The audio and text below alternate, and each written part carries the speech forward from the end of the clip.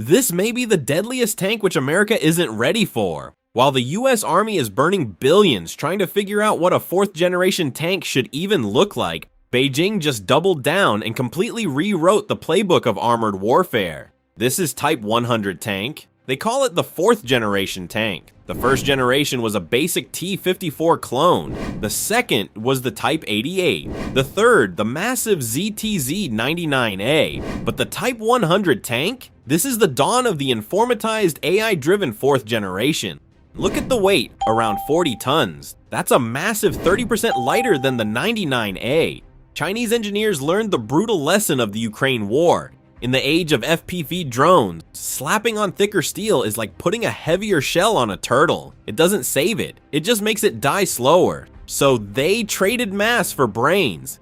And here's where it gets crazy. The hybrid diesel-electric engine. A 1,500 horsepower diesel engine connected to batteries and twin electric motors. In combat mode, it can run almost completely silent. So the battlefield will be like this. A massive steel beast sliding up on your flank like a Tesla in the middle of the night, ready to smoke your ass at point-blank range. And you didn't even hear the engine.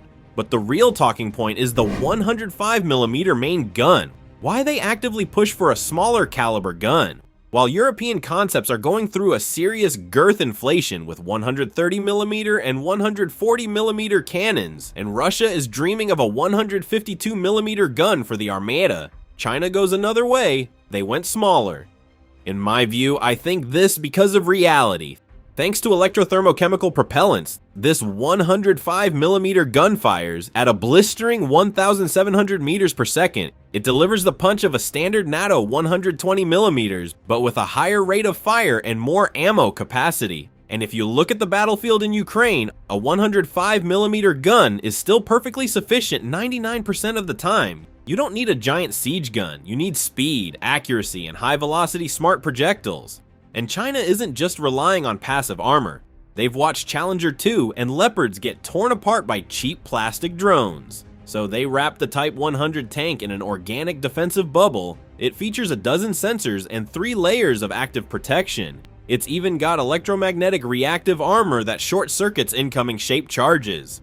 But the ultimate defense is its companion, the Type 100 support vehicle. This isn't a traditional infantry fighting vehicle, it's a fire support vehicle, a loyal wingman. It sits right behind the tank, carrying twin quadcopter drones to act as organic eyes in the sky and intercepting threats before they even touch the main tank. The crew's no more looking through tiny glass slits. The crew sits side by side in a heavily armored capsule, wearing AR helmets. They literally see through the armor with a 360-degree digital overlay. The vehicle commander can just look at a target, and the unmanned turret's 12.7mm remote weapon station will track his head movements, just like an Apache helicopter. It's more like a giant land-based fighter jet cockpit.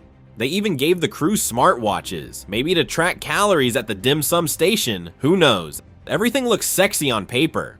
But hold on, I knew someone would ask a question like this. These cutting-edge technologies perform flawlessly in controlled laboratory conditions. But what happens on a real battlefield? One that's chaotic, muddy, and saturated with electronic warfare and signal interference. What if its sensor suite is compromised by cyber attacks? What if the hybrid electric power system suffers critical failures when temperatures plunge to -20 degrees Celsius?